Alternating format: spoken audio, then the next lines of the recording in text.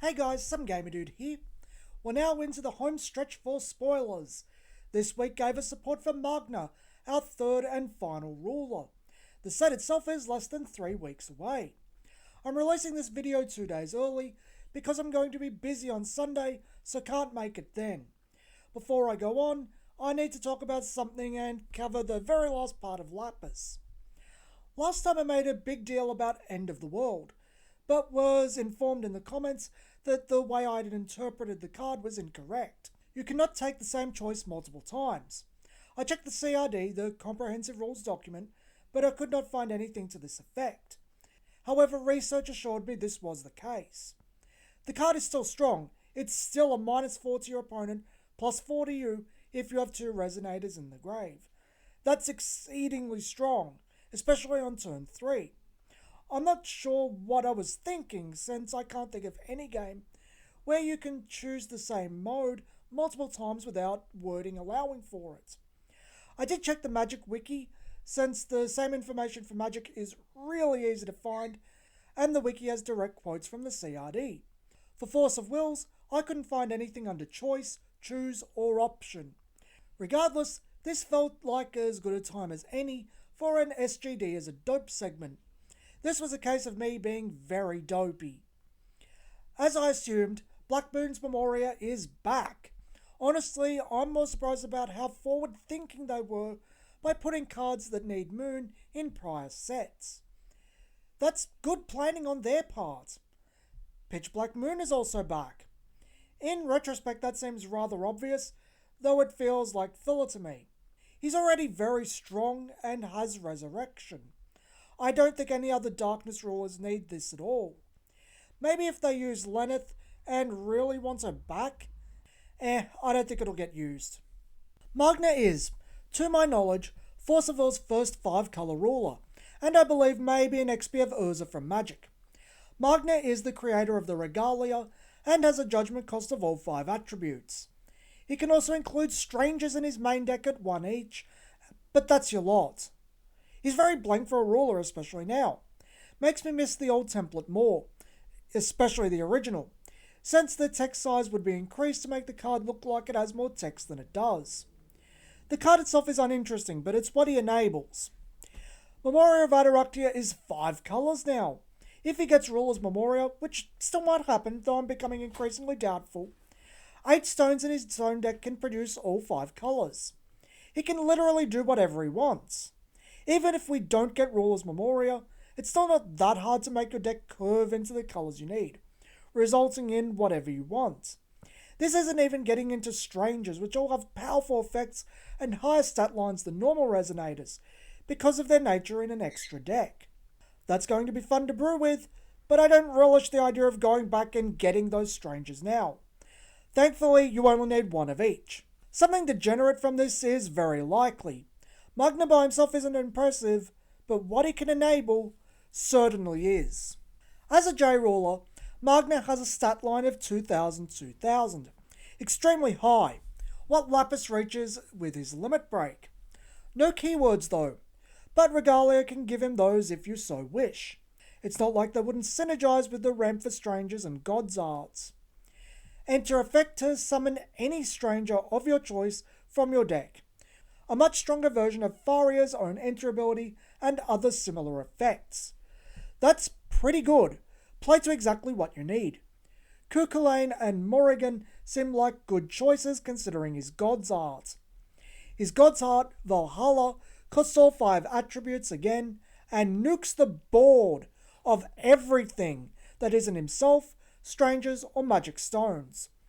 All additions, normal Resonators, Regalias, and J-Rulers go bye-bye, and it doesn't target. Delightful. Plus, your opponent can't cast spells or use abilities until end of turn. They can still respond to the activation though. It can be chased, but after it resolves, no.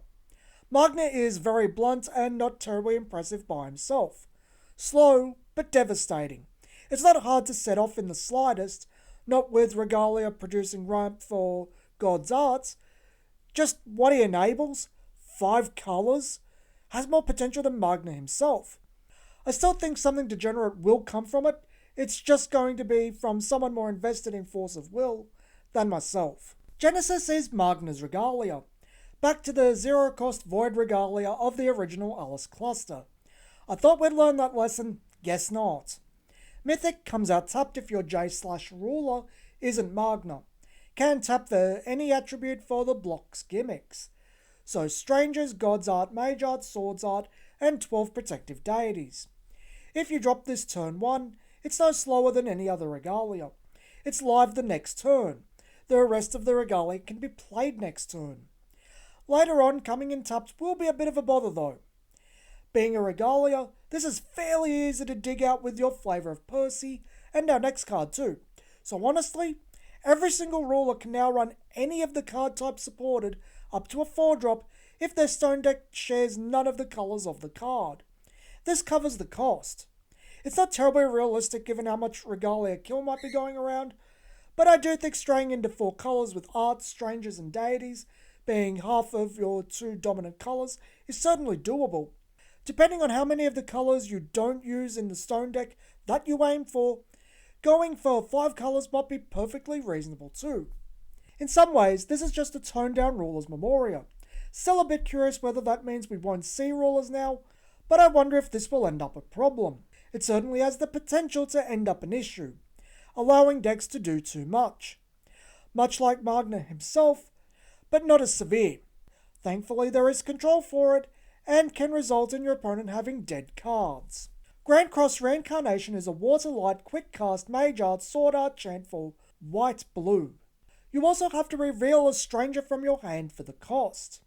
Just a side note now, this is completely in Faria's colours. She could cast this no problem. The actual effect? Choose 2 of the following.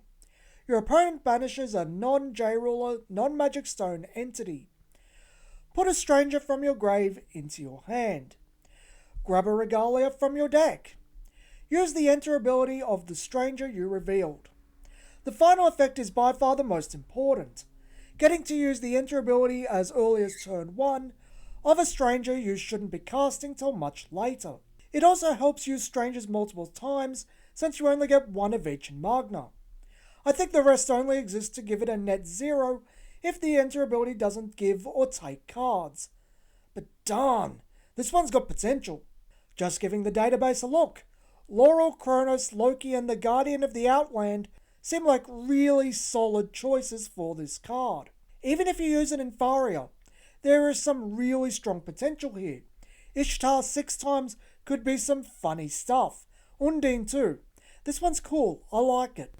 Idrisil, Heroic Spirit of the World Tree, is a 0/400 Void Ethereal Tree Resonator for 1.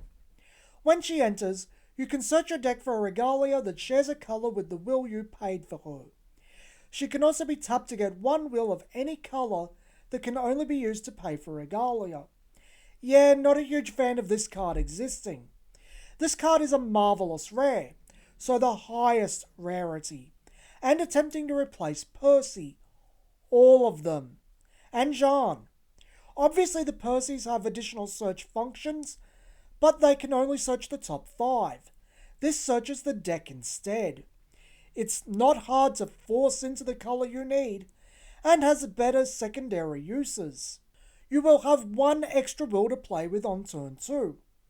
I think it's strictly superior to Percy in most situations. While she's intended for Magna, I think she's better outside of him because she can't search for Genesis. She can search for everyone else's Regalia. I think that's the intention for Magna. What I said with him. Use the Regalia for keywords and ramp.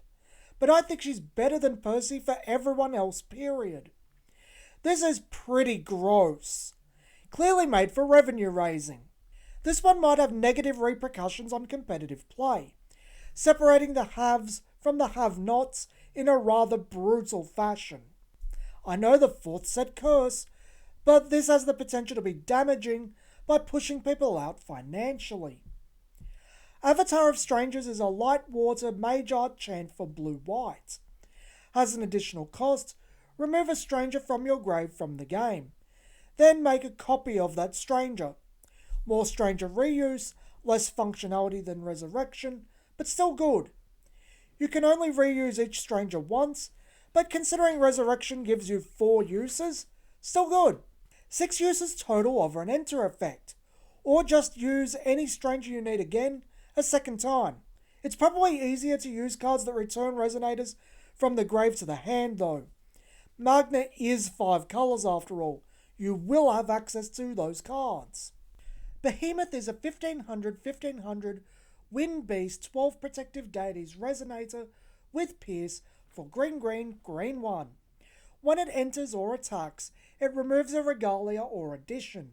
When it dies, all additions and Regalia removed with this effect come back to the field under your control. You can remove Behemoth to prevent this ability though. It needs to hit the grave, not leave the field. I think that's something. Honestly, I'd forgotten that originally it was red that had no Regalia control. Green, blue and black had the easiest Regalia control. I was ready to rage on this card for colour blurring till I checked. But the theft isn't part of Wind, and I'm not a fan of that. I don't think this card should have had both Pierce and the theft. I know that Pierce and the stats are a nod to the original, but it's frustrating. Lose cards all the time.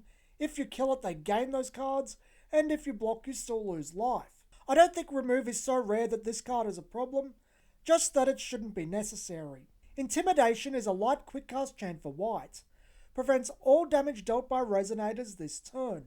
Simple, clean, good, well costed, I like it. Fine card, not much else to say. Doesn't stop J-Rollers though, and it stops your Resonators, worth noting. Helps you get the opportunity to stabilize or protect your Resonators. Surprised we haven't seen it yet, to be honest. Adam Brawley is back with a new 5 colour cost, gold frame, and more importantly, new design. 600-800 Cthulhu 12 Protective Deity. You can reveal 1 stranger of each attribute to play him rather than pay his cost. Not sure how realistic that is. Might be easy to just pay the actual cost. But maybe draw and search help you get into this.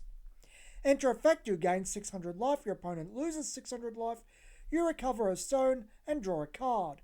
A big reference to the original card. Not a huge fan, not for the 5 colour cost. I expected more. 1200 life swing is a big chunk, but not enough for being a 5 drop or requiring so much effort in the strangers. Honestly, I think the flavor text is more interesting, as it implies Dark Alice turned the 12 protective deities into the 12 apostles. Random Walk is Adam Brawley's accompanying chant. A water quick cast Magi chant for blue. Random Walk puts a 1-drop Resonator or a Regalia on the bottom of its owner's deck. So now all 5 colours have Regalia control.